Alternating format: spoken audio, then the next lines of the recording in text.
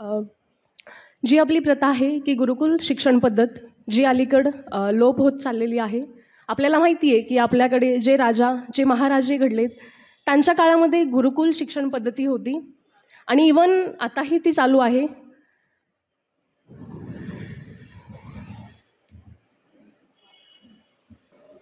परक्यांनाही आपलंसं करतात असे गोड शब्द असतात. परक्यांनाही आपलंसं करतात असे गोड शब्द असतात. शब्दांनाही गोडी पडावी असे गोड माणसे असतात. केवढे मोठे भाग्य असते जेव्हा ती माणसे आपली असतात. सर्वप्रथम माझा सर्वांना नमस्कार. मी सादिया शेख. मला मिळालेल्या संधीसाठी मी आयोजकांचे मनपूर्वक आभार मानते आणि माझ्या भाषणाला सुरुवात करते. माझे विषय आहे माझा भारत. शब्द छोटे जरूर होते, शब्द छोटे जरूर होते हे, पण त्यांचा परिणाम खूप मोठा असतो आणि त्या शब्दांनी मी माझ्या भाषण इथे सुरुवात करणार आहे. आज आपल्या संगमेश्वर कॉलेजमध्ये कर्मयोगी अप्पासाहेब काळादी यांच्या 116व्या जयंतीनिमित्ताने उत्स्फूर्त वक्तृत्व स्पर्धा आयोजित करण्यात आली आहे. मी स्पर्धक सादिया शेख. मित्रांनो, भारत देश मला सगळ्यात जास्त अभिमान हा वाटतो की मी भारताच्या मातीत जन्मलेली विद्यार्थी. मित्रांनो, भारत म्हणलं की भारत हा लोकसंख्येच्या मानाने बघितलं तर भारत हा दुसऱ्या क्रमांकाने येतो. भारत 1947ला भारत जेव्हा स्वतंत्र झाला तर भारताचे क्रांतिकारक अनेक वीरांनी आपला जीव बलिदान करून भारताला स्वतंत्र केले.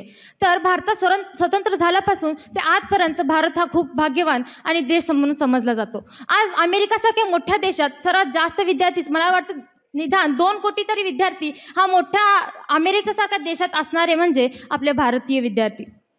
मित्रांनो, परकीय लोक हे भारतीयासाठी येतात. माझ्या मते हा विषय फक्त विचार करण्यासाठी नाही तर मनामध्ये रुजवण्यासाठी आहे. आणि एवढे बोलून मी माझ्या भाषणाला पूर्ण करते. धन्यवाद.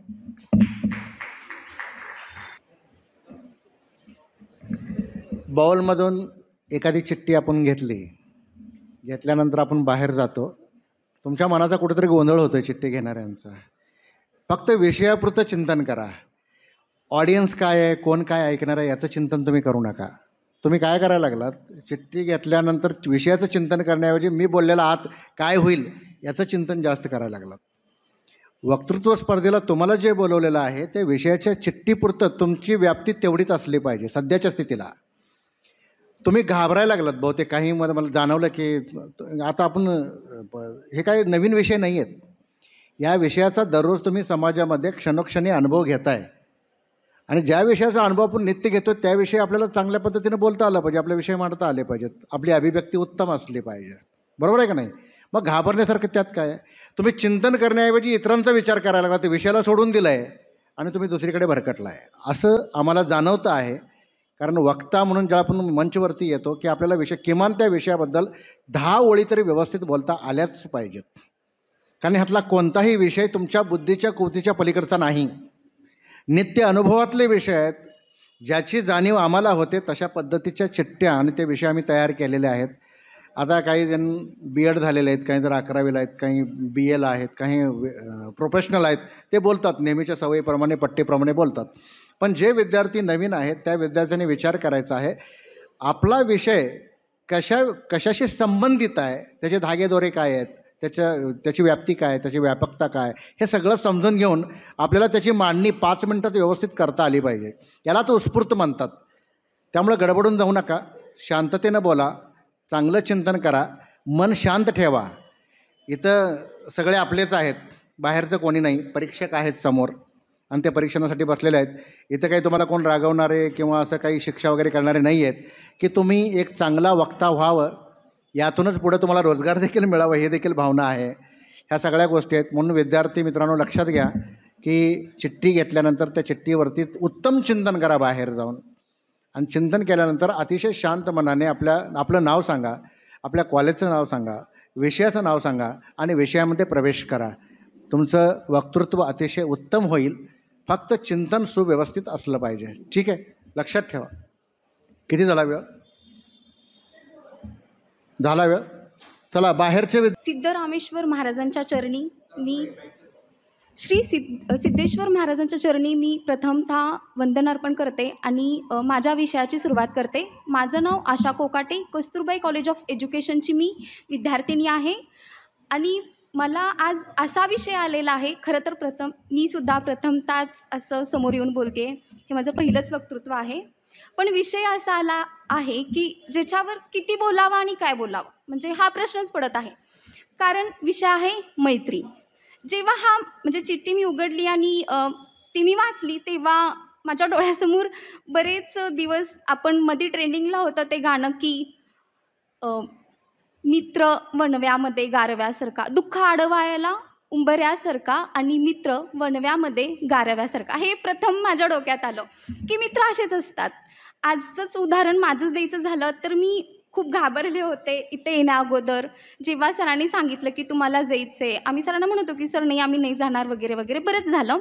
पण मला म्हणजे माझ्या मैत्रिणींनी असं सांगितलं की तू करू शकते, तुझ्यामध्ये तर थोडासा का होईना पण स्पार्क आहे, सो तू जा, ट्राय कर. आणि मला सांगायला फार आनंद होत आहे की माझी मैत्रीण तेजल शहापुरे, ती नाही आहे वक्तृत्व स्पर्धेमध्ये, तरी सुद्धा ती सकाळी 8 वाजता मला सपोर्ट करण्यासाठी, मला धीर देण्यासाठी आज इथे आली आहे. म्हणजे असे मित्र असतात, मैत्रिणी असतात की त्या आपल्या म्हणजे पूर्ण आयुष्य आपलं सुधरावतात. असे आपले मित्र मैत्रिणी असतात. कधी कधी आपल्याला माहीत नसतं की बाबा आपल्यामध्ये का आहे, मी काय करू शकते. कारण सेल्फ ऑब्झर्वेशन आपण ज्याला म्हणू ते आपण करूच असं नाही. पण आपले मित्र मैत्रिणी जर चांगली असतील तर ते नक्कीच आपल्यामधल्या बऱ्याच गोष्टी ओळखतील आणि सांगतील की यस तू हे करू शकते आणि तू हे कर. आणि मी खूप आनंदाने सांगते की मला म्हणजे विषय मिळाल्या मला माझ्या पहिलीपासून ते आत्ता MSc आणि BEdपर्यंत सगळे माझ्या डोळ्यांसमोर आले. आणि ते सगळे लोक मी सांगेल, सगळ्यांची नावं घेऊ नाही शकत, पण मी त्या सगळ्यांना खरंच थँक्यू किंवा त्यांना धन्यवाद म्हणू शकते की तुम्ही मला माझ्या आयुष्यामध्ये इथंपर्यंत म्हणजे सपोर्ट केला आहे. त्यांनी बऱ्याच गोष्टी माझ्यामध्ये खूप कमतरता होत्या, पण त्यासुद्धा त्यांनी मला म्हणजे सुधारण्यासाठी मदत केली. आणि इथं मला मैत्री हा विषय जेव्हा बोलत आहे ना, तेव्हा एक खूप मोठं उदाहरण आठवतं आहे महाभारतामधलं कर्णाचं आणि दुर्योधनची मैत्री. म्हणजे दुर्योधनाला एक कर्णाला एक चान्स होता की तो अधर्म म्हणजे जी साईड होती तो सोडून इकडे पांडवांकडे जाऊ शकला असता. कारण स्वयं भगवान श्रीकृष्णाने त्याला सांगितलं होतं की तू ये, तुला जे काही पाहिजे, तुला राज्य पाहिजे, राजपद पाहिजे, जे काही पाहिजे मी तुला देतो, तू ये.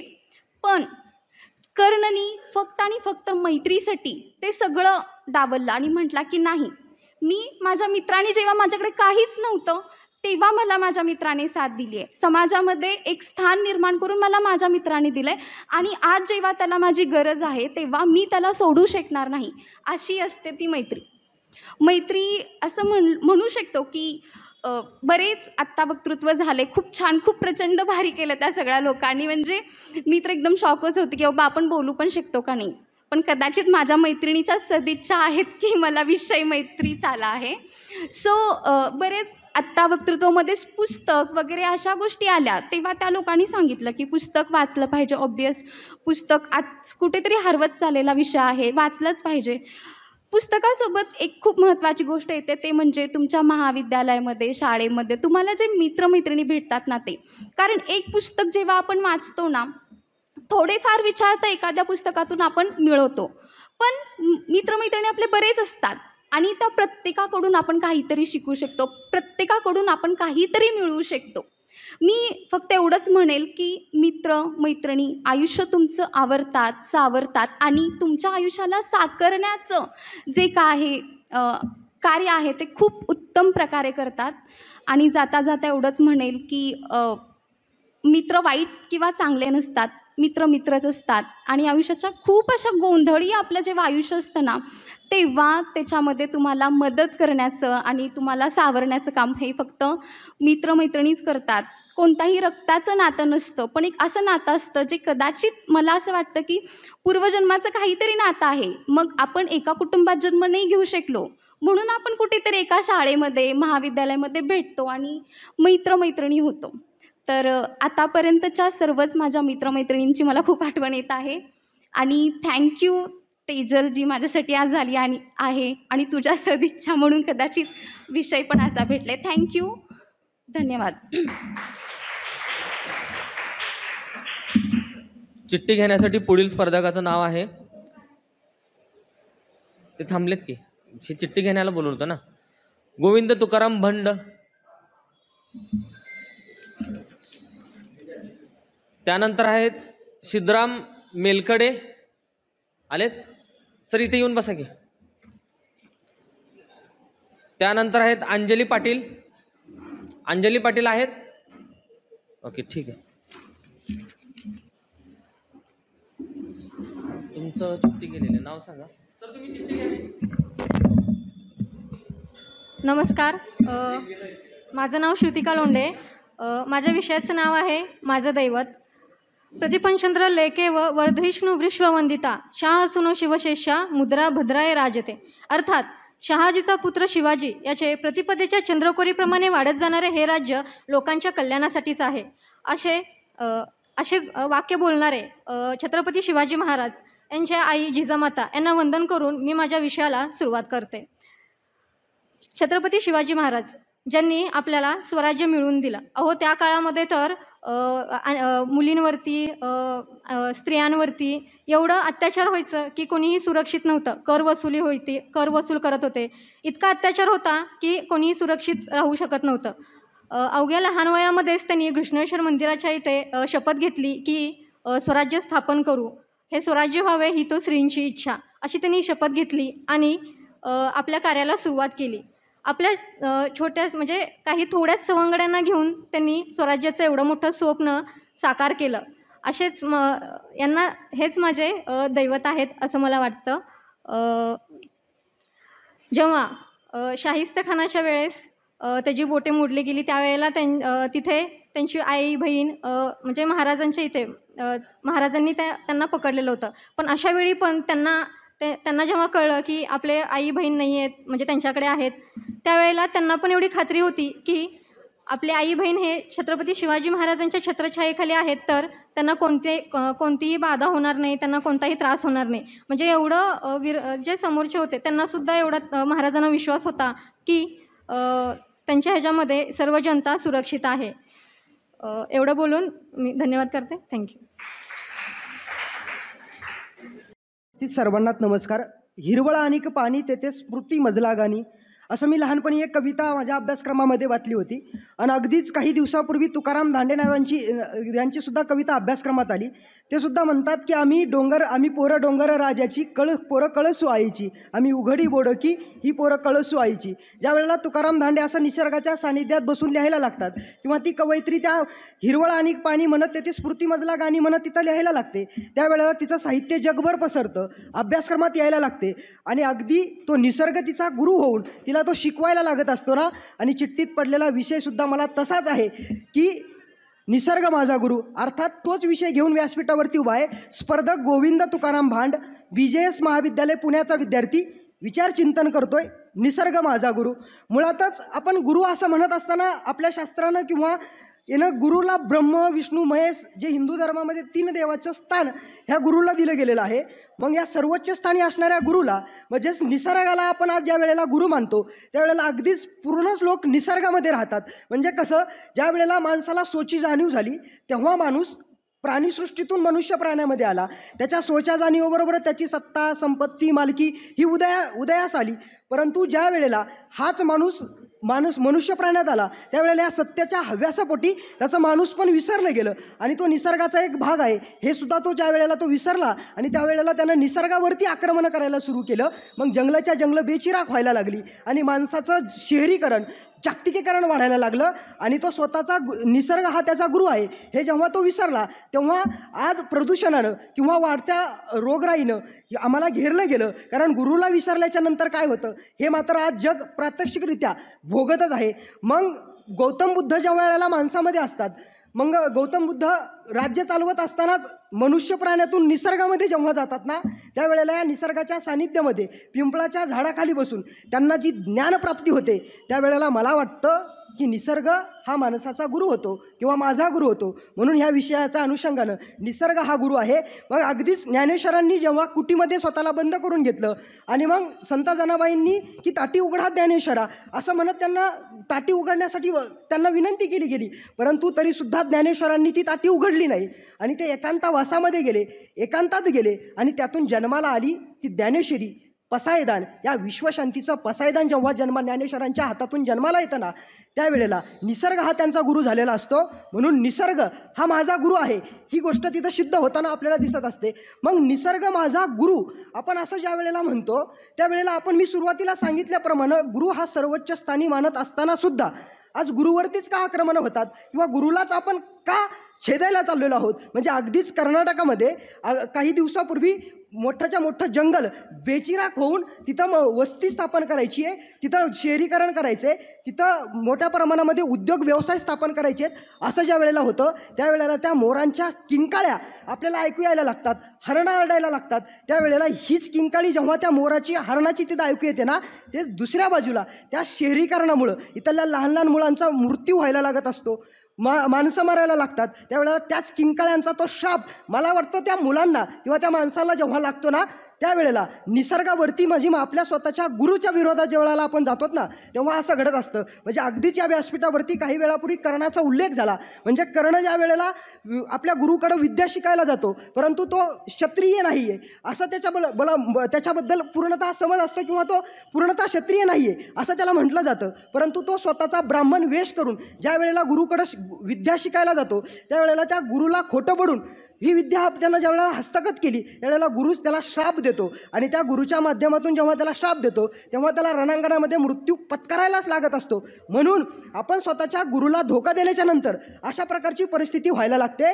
म्हणून निसर्ग हा माझा गुरु आहे असं म्हणत असताना आज दिवसेंदिवस दुःख विस्तारात जाणाऱ्या झोपडपट्टीतून जेव्हा मानवतेची नग्नता मिरवली जाते ना, त्यावेळेला ही नग्नता जर मिरू द्यायची नसेल आणि इथला जर आपला जर संवाद जर घडू द्यायचा नसेल तर आधी आपला तो गुरु आहे ही गोष्ट लक्षात घेतली पाहिजे. कारण आजही आपण मामाच्या झुकझुक आगीनं गाडी पळती झाडी पाहू या मामाच्या गावाला जाऊया असं म्हणत आपण लहानपणापासून आपलं हे निसर्गाचं सानिध्य हे आपल्या आईनं आपल्याला शिकवलं. परंतु त्याच निसर्गावरती ज्या वेळेला आपण अन्याय करायला लागतो, तो निसर्ग बेचिराग करायला लागतो ना, त्यावेळेला गुरुसुद्धा आपल्याच कर्णाला जसा श्राप मिळाला होता तसा श्राप हा निसर्ग आपल्याला देईल. म्हणून तो जो श्राप जर आपल्याला जर लावून घ्यायचा नसेल तर आधी आपल्या गुरुला शरण जाऊन त्याला सानिध्यामध्ये त्याच्या राहून अगदी त्याचा जर सेवा जर केली तर मला वाटतं नक्कीच हा गुरु शाप देणार नाही आणि एक चांगल्या प्रकारचं होईल. आणि शेवटी अनंतराव त्यांच्या शब्दामध्ये एवढंच म्हणेल की हा निसर्ग समजून घ्यावा, ही दृष्टी निर्मळ व्हावी, बस इतक्यासाठी सुंदर या देहाची ओळख व्हावी. माणूस पशु होताना माघारी फिरण्यासाठी या विषयांच्या डोळ्यामध्ये करुणा जन्माला यावी, या विषयांच्या डोळ्यामध्ये करुणा जन्माला यावी. मनपूर्वक धन्यवाद.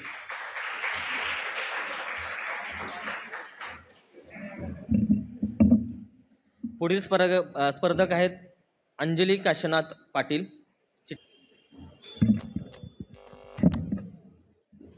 सर्वप्रथम सर्वांना सुप्रभात. ज्यांच्या नावाने हे महाविद्यालय आहे ते महात्मा बसवेश्वरांचे आद्यगुरू संगमदेव यांना मी सर्वप्रथम वंदन करतो. आणि ह्या महाविद्यालयाचं जे ब्रीदवाक्य आहे कायक वे कैलासा, तो मूलमंत्र जगाला देणाऱ्या महान क्रांतिकारक महात्मा बसवेश्वर आणि सोलापूरचे ग्रामदैवत श्री सिद्धरामेश्वर यांना मी वंदन करतो. सर्वांना सुप्रभात. मला जो विषय दिलेला आहे तो निरोगी आयुष्याचा मूलमंत्र असा विषय दिलेला आहे. मी Kasturbhai college of education BEd महाविद्यालयाचा विद्यार्थी आहे. सर्वप्रथम मी सर्वांना सांगू इच्छितो की what we are today it's because of the thoughts we had yesterday and what we will be tomorrow it's because of the thoughts we are having today. आपण सर्वांनी मुन्नाभाई MBBS हा चित्रपट पाहिलेला असेलच. कोरोनाच्या काळात बरेच नागरिक दगावले. ॲक्च्युली त्यातल्या बऱ्याच जणांना कोरोना झालासुद्धा नव्हता, परंतु मानसिक भीतीने बरेच रुग्ण दगावले. म्हणून आपण निरोगी आयुष्य जगण्यापूर्वी सर्वप्रथम स्वतःला नेहमी असं म्हटलं पाहिजे की मी धडधाकट आहे, मी सशक्त आहे, तरच आपण निरोगी आयुष्याकडे वाटचाल करू शकतो. निरोगी आयुष्य जगताना आज आपल्याला सर्वांना माहीत आहे की योगाची फार गरज आहे. जी व्यक्ती रोज योगा करते त्या व्यक्तीला रोग सहसा होतच नाहीत. असं म्हटलं जातं की prevention is better than cure. आपल्याला रोग होऊच नये असं जर वाटत असेल तर आपण योगाची कास धरणं फार आवश्यक आहे. आणि जो स्वतःच्या मनाला जिंकू शकतो तो जगाला जिंकू शकतो असं आपण म्हणतो.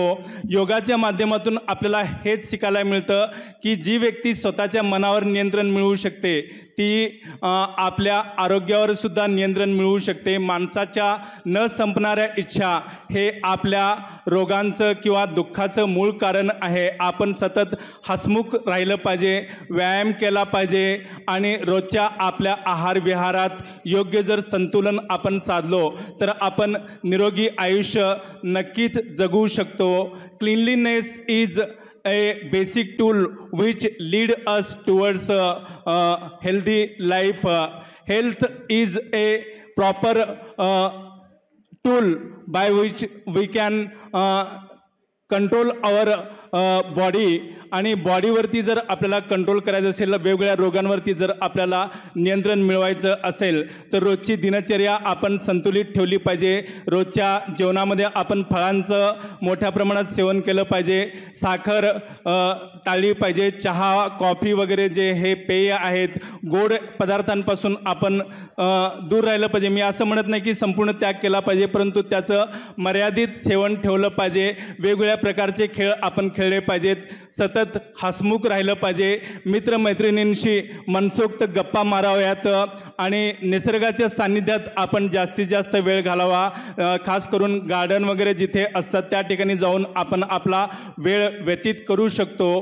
त्याचबरोबर जर आपल्याला आरोग्य चांगलं लाभावं असं वाटत असेल तर आपण फळांचं सुद्धा खूप मोठ्या प्रमाणात रोजच्या आपल्या आहारामध्ये सेवन करू शकतो. तिखट आंबट अशा पदार्थांपासून आपल्याला दूर राहायचं आहे आणि निरोगी आयुष्य जगण्यासाठी सर्वप्रथम आपल्याला मनावरती नियंत्रण मिळवायचं आहे. जी व्यक्ती मनावरती नियंत्रण मिळवू शकते ती रोगांवरती नक्कीच नियंत्रण मिळवू शकते. आणि त्याच्यासाठी आपल्याला इंटरनेटच्या माध्यमातून असेल किंवा पेपरच्या माध्यमातून असेल जे डॉक्टरांचे रोजचे डेली टिप्स असतात की तुम्हाला जर आरोग्य चांगलं हवं असेल तर ह्या पदार्थांचं सेवन करा, ह्या पदार्थांचं सेवन करू नका, ह्या पदार्थांचा अतिरेक टाळा, ह्या पदार्थांचं मर्यादित सेवन करा. हे जे आपल्याला उपयुक्त टिप्स असतात त्या टिप्सचं आपण व्यवस्थित जर पालन केलो तर नक्कीच आपण निरोगी आयुष्य जगू शकतो. निरोगी आयुष्य जगण्यासाठी सर्वप्रथम आपल्या बॉडीकडे आपण लक्ष दिलं पाहिजे आणि योगा हे त्याच्यासाठी फार महत्त्वाचं साधन आहे असं मला वाटतं. आत्म्याचं मनावरती नियंत्रण, आपल्यापैकी बऱ्याच जणांचं प्रॉब्लेम काय असतो की आपल्या मनाचं आत्म्यावरती नियंत्रण असतं.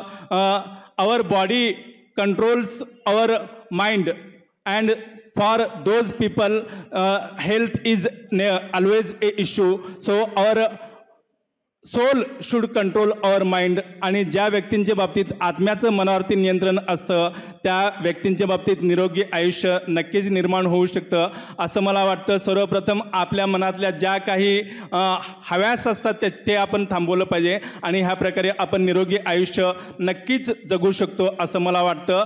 ह्या ठिकाणी मला बोलण्याची संधी दिली त्याच्याबद्दल मी संयोजकांचं मनापासून आभार व्यक्त करतो. खूप खूप धन्यवाद.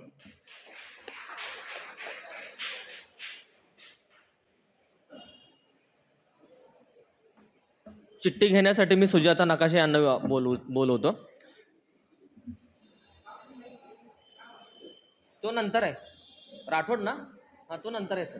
पहिल्यांदा ह्याने चिठ्ठी घ्या, तर नाव सांगा, टायटल सांगा आणि मग बाहेर जा.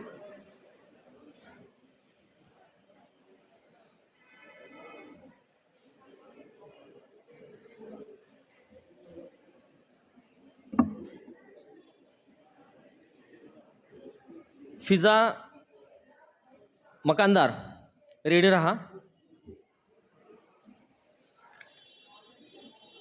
त्यानंतर आहेत स्वास्तिक बावडे आहेत. ओके. सायली गायकवाड.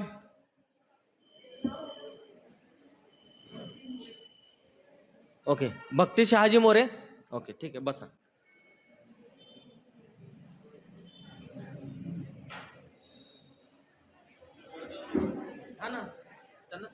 परक्यांनाही आपलंसं करतील असे गोड शब्द असतात. परक्यांनाही आपलंसं करतील असे गोड शब्द असतात. शब्दांनाही कोडी पडावी असे गोड माणसं असतात. केवढं मोठं भाग्य असतं जेव्हा ती माणसं आपली असतात. सन्माननीय व्यासपीठ, आदरणीय ज्ञानवंत गुणवंत परीक्षकगण, प्रथम सर्वांना माझा नमस्कार. मी कुमारी पाटील अंजली 11वी सायन्सची विद्यार्थिनी आज आपल्यासमोर विषय मांडत आहे, समाजकारण की राजकारण. आपला भारत देश 15 ऑगस्ट 1947 रोजी स्वतंत्र झाला. 26 जानेवारी 1950 रोजी प्रजासत्ताक स्थापन झालं. 56ला राज्याची विभागणी झाली. 62ला आमच्यावरती आक्रमण झालं आणि 4ही आक्रमणे मी बरतावून टाकली. 69ला व्यंगत राष्ट्रीकरण झालं आणि राष्ट्र अमृताद्वारे नाटक रिलीज झालं आणि महाराष्ट्राच्या रंगभूमीने ते डोक्यावरही घेतलं. 82मध्ये पृथ्वी क्षेपणाचा विकास झाला. 84मध्ये मारुती उद्योग समोर आले. जगाच्याही बाजारपेठेत भारताचे नाव सुरू होण्यास सुरुवात झाली. 89मध्ये 18 वर्षाच्या तरुणाला राजकारण येता यावे यासाठी प्रयत्न सुरू केले. 91मध्ये व्यापारीकरण स्वीकारलं. 93मध्ये गॅट करारचा स्वीकार केला आणि 2000मध्ये मात्र कॅम्प्युटरच्या बाबतीत आम्ही जगाचेही बाप झालो. 2007मध्ये प्रत्येकाच्या हातात माहितीचा अधिकार आला. 2008 ते 2009मध्ये प्रत्येकाच्या दारात ज्ञानोपकाराची स्वप्ने आम्ही पाहू लागलो. एवढं जगणं या समाजकारण आणि राजकारणामुळे आमचं जगणं महाग होत असतानाही आम्ही इतकी प्रचंड प्रगती केली. आमच्या हातात मोबाईल आले पण आमचं बोलणं मात्र सुधारलं नाही. आमच्या गावातील रस्ते सिमेंट कॉन्क्रीटने झाले पण आमचं चालणं मात्र सुधारलं नाही.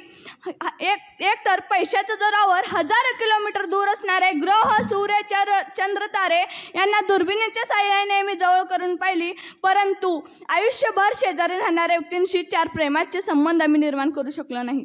एक तर शांशलच्या जोरावर आम्ही आमचं आयुर्मान वाढवलं, आरोग्य मात्र सुधारलं नाही. या सर्व गोष्टी अकस्मात जर आणण्याचे असतील ना तर शिक्षणाचा खरा अर्थ प्रत्येकाने मनामध्ये रुजवला पाहिजे. मंडळी जगणं इतकं सुंदर आहे. अनुभव तुम्हाला देत राहील. प्रयत्न करायला विसरू नका. मार्ग तुम्हाला सापडत जाईल. जीवन एक रंगभूमी आहे. जीवन म्हणजे 2 धड्यांचं नाव. जीवन म्हणजे संघर्ष. जीवन म्हणजे एक आधुनिक व्यवहार आहे. प्रत्येक व्यक्तीच्या जीवनात अतिशय मत हे त्याच्या अनुभव असतो. जीवन म्हणजे उंचावलीचा खेळ. आयुष्य जगणं ही एक कला आहे. कसं जगायचं ज्याचं त्याने ठरवायचं असतं. दुःख तर सगळ्यांनाच असतात. मग दुःखाला सामोरं जायचं की पिचत जगायचं ज्याचं त्याने ठरवायचं असतात. आपल्याला हवं असलेले सुंदर जीवन आणि या सुंदर जीवनामध्ये सर्व काही सुंदर होईल असं कधीच आणि काहीच नसतं. कारण आपल्याला भोगावे लागतात अनेक सुख आणि दुःख. यांचे कधी फुलले बरे तर कधी अंतकरणात साचावे लागतात दुःख, यातना आणि वेदनांचे मळे. दुःख अडवायला उंबऱ्यासारखा, मित्र वनव्यामध्ये गारवासारखा. दुःख अडवायला उंबऱ्यासारखा, मित्र वनव्यामध्ये गारवासारखा. अशी मैत्री आज कुठेतरी पैशाच्या मागे धावत असताना, आपल्या जीव लगाला विसरताना दोस्त न राहा या भावनेमधून दिसून येतो. मग तुम्हीच सांगा, ज्या मित्रमैत्रिणीने आपल्यासोबत गप्पा गोष्टी केले, आपले जीवन आनंददायी केले, तीच मैत्रीण जर आपल्यापासून आज दूर जात असेल तर जगणं सोपं तरी कसं होईल. एक बचपन का जमाना था जिसमें खुशियों का खजाना था. एक बचपन का जमाना था जिसमें खुशियों का खजाना था. चाहत चांद को पाने की थी पर दिल तितली का दीवाना था. खबर न थी सुबह की न शाम का ठिकाना था. हंसने की बहाना न था, रोने की वजह न थी. माँ की कहानी थी, परियों का फसाना भी था. घर से लौटकर आना था, खेलने भी जाना था. मित्रांनो, आजच्या गल्लीतल्या वाड्यात गावातल्या मुलांचा खेळताना हुंदणारा धिंगाणा, त्यांचा निसर्गात फिरणं, बागडणं, त्यांच्या मातीशी असलेली नाळ आज बाहेर आपल्याला बॅक्टेरिया या आजारा नावाखाली दिसून येते. मग तुम्हीच सांगा, या सर्वात मुलांचे मानसिक संतुलन देखील बिघडते. मग मला असं वाटते की निसर्गाने जे दिलेले मोफत आरोग्य होते आज आपल्याला विकत घेण्याची वेळ आलेली आहे. आज म्हणून असे मित्र बनवा जे कधी साथ सोडत नाही. असे हृदय बनवा जो कधी तडा जाणार नाही. असे प्रेम करा ज्यात स्वार्थ असणार नाही. असे हास्य करा ज्यात रहस्य लपणार नाही. असा स्पर्श करा ज्याने जखम होणार नाही. असे मित्र करा जे वेळेला सावली आणि आरसा बनून राहतील. कारण सावली कधी साथ सोडत नाही आणि आरसा कधी खोटं बोलत नाही. एवढ्याशा आयुष्यात खूप काही हवं असतं. पण हवं असतं ते कधी काही मिळत नसतं. हवं असतं मिळालं तरी खूप काही कमी असतं. कारण चांदण्याने भरून सुद्धा आबाळ मात्र रिकामच असतं. जगण्यापेक्षा आनंददायी असे दुसऱ्या जीवनात काहीच असू शकत नाही. माणसाने दुःखात व्यतीत होऊन न बसता तो आंधळ्याचा डोळा व्हावा, लंगड्याचा पाय व्हावा, अनाथाचा पालक सुद्धा व्हावा. दुसऱ्यांसाठी जगावे, दुसऱ्यांना आनंद द्यावे, जगता जगता जीवनाकडे पाहावे. आजच्या या आधुनिकीकरणाच्या जमान्यात हम दो हमारे दो हे संकल्पना दिसून येते, मात्र याचा वापर केवळ कुटुंब नियोजनासाठी करतात हे लोक विसरतात आणि 4 चौकोनी कुटुंबाच्या नावाखाली एक भलतंच कुटुंब करून होतात, ज्यात घरातील वृद्ध आईवडिलांना मात्र वृद्धाश्रमामध्ये ठेवलं जातं. कुटुंब जरी बनलं ना तर त्या कुटुंबासोबत जगायचं हे राहून जातं, जीवन आहे म्हणून ढकलत जातं. छूले आसमान जमी की तलाश न कर, छूले आसमान जमी की तलाश न कर, जिले जिंदगी खुशी की तलाश न कर, बदल जाएगा तकदीर खुद है मेरे दोस्त, बदल जाएगा तकदीर खुद ही मेरे दोस्त, मुस्कुराना सीख ले वजह की तलाश ना कर. मशहूर होना लेकिन मगरूर मत होना, मशहूर होना लेकिन मगरूर मत होना, छूले कदम कामयाबी के लेकिन अपनों से कभी दूर मत होना, लेकिन अपनों से कभी दूर मत होना. धन्यवाद.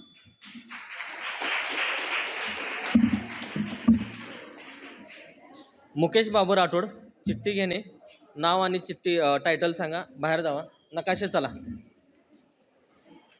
मॅडमने बेल वाजवलं की सुरू करा.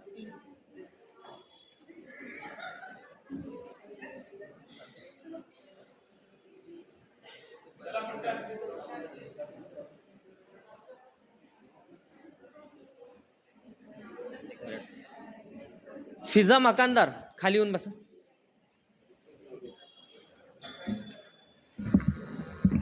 मित्रांनो, आपल्या आयुष्यामध्ये सगळ्यात महत्त्वाच्या गोष्टी कोणत्या हो? अन्न, वस्त्र, निवारा. आणि आजच्या या डिजिटल 21व्या क्षेत्रामध्ये एक महत्त्वाची गोष्ट वाढली आहे, ती म्हणजे मोबाईल. आणि हाच विषय घेऊन आज मी तुमच्यासमोर उभी आहे. अन्न, वस्त्र, निवारा. नमस्कार, सुजाता दयानंद नकाशे, NKOCETची विद्यार्थिनी तुमच्यासमोर विषय सादर करते, अन्न, वस्त्र, निवारा आणि मोबाईल. मित्रांनो, मोबाईल हे इतकं हेवा वाटावं असं यंत्र आहे ज्याच्या मदतीने आपण एका सेकंदाच्या आत जगापर्यंत पोहोचू शकतो. पण याचा इतका अतिरेकी वापर झाला आहे की आपल्या आयुष्याचं चित्रच पलटून गेलं आहे. सांगायचं झालं, एखादं उदाहरण सांगायचं झालं तर बघा ना, आपल्या घरी एखादा पाहुणा आला असेल तर तो आपल्याला पहिलं विचारायचा की तुमच्याकडे तब्येत कशी आहे, पाऊस पाणी कसं आहे. पण आता जर एखादा पाहुणा आपल्या घरी आला तर तो आपल्याला दारात उभारूनच विचारतो की तुमच्याकडे लहान पिनचं चार्जर आहे का हो. आणि तो इतका अस्वस्थ आहे आणि त्याच्या अस्वस्थतेचं कारण म्हणजे मोबाईल. एवढंच सांगायचं आहे की मोबाईल या छोट्याशा गोष्टीमुळे इतकं अस्वस्थ होण्याची काहीच गरज नाही. आणि दुसरा उदाहरण सांगायचं झालं तर बघा ना, आपल्याला पहिलं बागेत मुलं खेळताना दिसायची, पण आता ते दिसत नाही आहेत. इकडून तिकडून 4 मुलं बागेमध्ये आली तरी ते शेजारी ठेवलेल्या बाकावरती बसून मोबाईलवरती गेम खेळताना पाहायला मिळतात. मोबाईल हे आपल्याला चांगल्या गोष्टीसाठी उपयोग करायला पाहिजे. याचा अतिरेकी वापर केला तर आपला विकास हा कधीच होणार नाही. पण जर मोबाईलचा वापर आपण चांगल्या गोष्टीसाठी केलो तर आपला विकास होण्यापासून आपल्याला कोणीच थांबवू शकत नाही. इतकंच बोलते आणि इथंच थांबते. मनपूर्वक धन्यवाद.